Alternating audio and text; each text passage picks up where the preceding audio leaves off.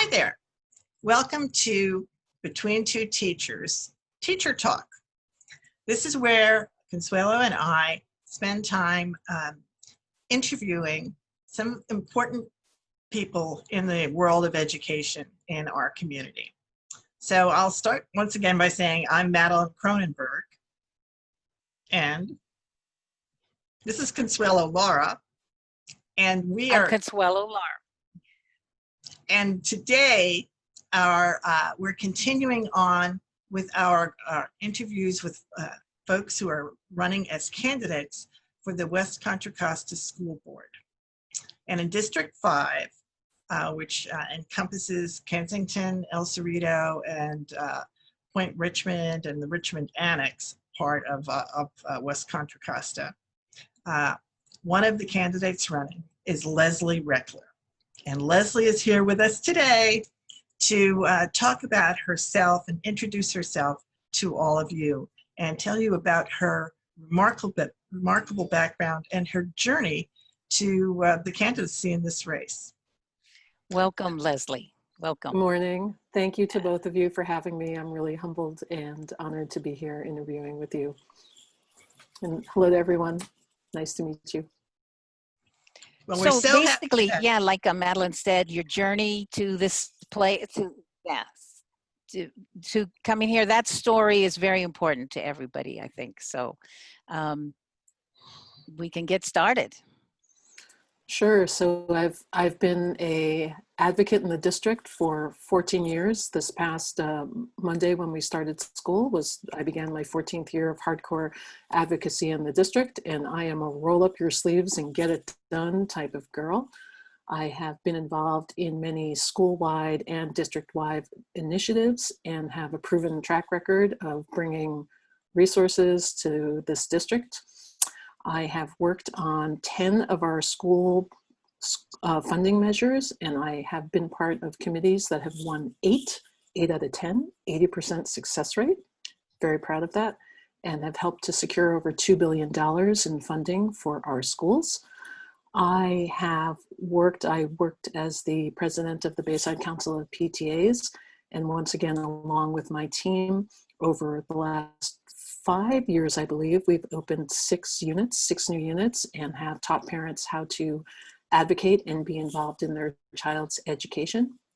I've also worked at the school level in all sorts of capacities, from being the treasurer or an auditor in a PTA unit all the way up to the presidency. So the record is deep. It has been extremely fulfilling to me to serve families and students and teachers in this way. And my thought was always, if I could do that just as a volunteer. I've always wondered what it might look like if I was a board member and what I could do for the community in that seat. Great. Yeah. I have a friend who was part of, from Ford, and I think you know Jessica, and when she started that process of putting together the PTA, I mean, that training is no joke. That's real organizing training for our parents. So I thank you for that. That's, to me, it's an amazing accomplishment to increase the number of PTAs we have in our school district. It is very true, and I thank you for saying that, especially with Jessica, because we're friends now. We communicate all the time, and I don't want anybody to underestimate the hard work that you need to do to get a PTA up and operating, and all the skills that it leaves parents with. Organizing skills, fundraising skills, banking skills, how to run a meeting, how to be collaborative and make decisions for your entire school, bring people to the table, planning programs. It's quite an undertaking. And my PTA involvement improved exponentially my business career and my business skill set. And I see that expertise after being on the school board for now 2 years. Bringing that expertise to the board is just going to be such an asset, really. So I'm looking forward to you bringing all of that perspective, that knowledge base. And then I was able to accompany you to Sacramento one time. So advocacy, not just for parents, but students as well. Can you talk a minute about that? I sure can. And this is an embarrassment to me that I have to go back and fix my website, because I have been a student mentor and leader for years, and it's so ingrained in me that I didn't even put it on my website. So I'm going to go back and talk about my Richmond Promise mentorship and my writer coach writing and all of the things that I've done for students. But we did take a group of students. We try to do this every year. We take them up to Sacramento and we have them meet with legislators and talk about a piece of legislation that PTA backs, which is that you know, the students are motivated about. And we get in the room with legislators and we let them take the lead and talk about why it's important to them. So on that particular trip, which we were so delighted to have you join us, you know, it was just such a great day. They went up, diverse group from Panola Valley, Middle College, El Cerrito High School, lovely young girls. And we went to Sacramento and we talked about SB 328, which was the later school start time bill. Mm-hmm. And we met with Buffy Wicks when it was like her second day. All of her papers were in boxes. And we met with Nancy Skinner, and these young ladies were able to advocate and talk about why it was important to them and what a good night of sleep meant to them, and why getting up and being at school at 7:15 was, you know, really a terrible thing for them. And we had that one girl, if you remember, who was shaking in her boots, you know, I can't talk, I can't do it. And then once we got her talking, we couldn't get her we were like, we need to go now.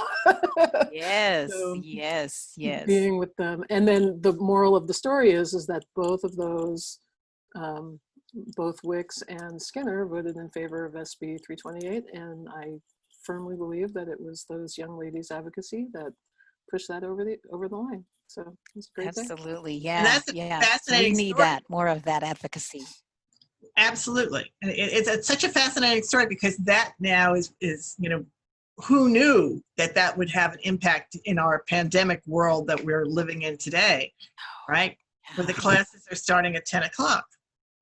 Yeah, so that was the Reopening Schools Committee, which Yeah. I was also involved in. And you know, the Reopening Schools Committee really gave full voice to our students, and they went out and surveyed their peers, and then they came back with that demand that school not start before 10 a.m. and good for them. You know what? They won one, and it was a good one. But it was totally supported by the previous work, right? I mean, it's all came together, and it's just, it was really fascinating how it played out. But tell us a little more about your mentorship with Writer Coach and Richmond Promise. So I have a very long history of being involved in youth. And as I said before, I'm going to go and update my website because it's been such a part of my life that I was like, oh, I forgot to even talk about this. But since the earliest years, when I was even in high school, I used to tutor other kids in homework. It was just something that I did.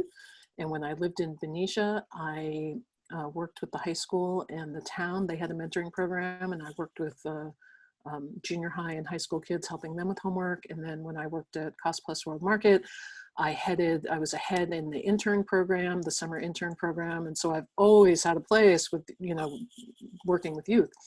So when I ended that professional career, the first thing I did was to call up the Writer Coach Connection and say, former journalist, writing is important to me. I need to be at the table with them. So for several years, I coached kids at Dijon and Kennedy, and now I work for them. I worked for them at Kennedy last year, organizing and administering the program.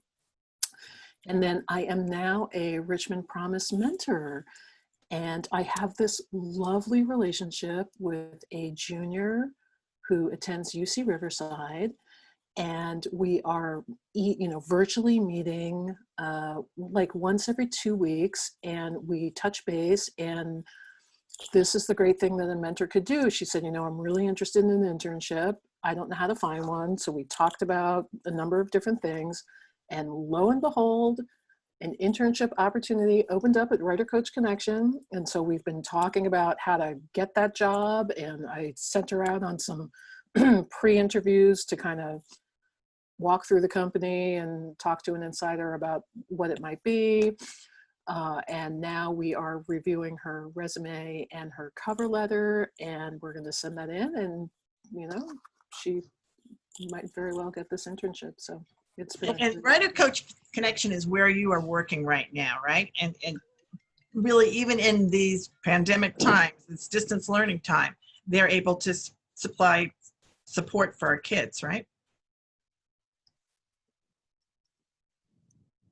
Could you hear me, or did I cut out? Yeah, I heard you. You froze, but I got it. Okay. So what we did, unfortunately, on March 12th, that was like my last day of coaching at Kennedy.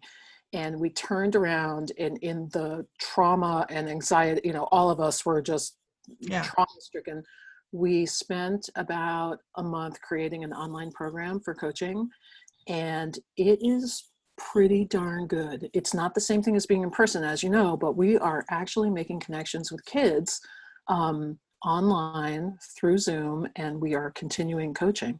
So we spent the summer perfecting this model and really feeling through training coaches, like figuring out how this thing will work. And we are up and ready to go into schools. We feel really good about it. So that outreach is happening now. Usually it doesn't start until the end of September and into October. Right.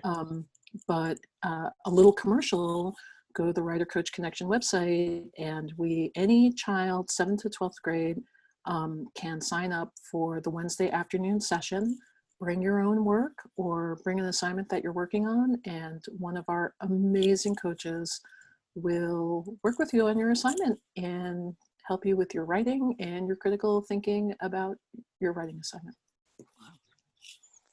Do it. It's a wonderful service for our students. And Leslie, you have been involved in so many supports for our students that I think that it's incredibly impressive. And I do recommend that people go to your website, which is, what is your website?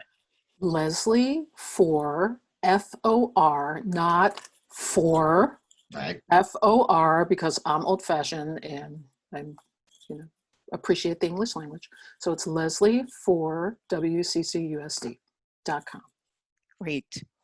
And the thing I hear mostly when you're speaking is how you know how to build relationships, and you also work to overcome barriers. That's what I heard in these projects and these things that you're involved with. And we need that at our school board level. So thank you for bringing that. So this may seem strange, but I love to solve difficult problems. It is what my mind likes to do. And I have a track record of doing that and building diverse coalitions. Yep. If you look at the people that are supporting me, I don't think anybody else could have gotten both the endorsement of the Richmond Progressive Alliance and Mayor Tom Butt. Yep. And that's because they both agree on a dynamic coalition building candidate that can work for the benefit of our kids, our families, and our teachers. Absolutely. Thank you so much. This is great. Thank you for coming, Leslie. We really, really enjoyed having an opportunity to present you to the Between Two Teachers world here. And we wish you great success in your candidacy. So that's it for this week. We'll see you with our next Teacher Talk. Great. I really appreciated this opportunity. Thanks so much. Thanks, Leslie. Bye-bye. Bye. Find my button.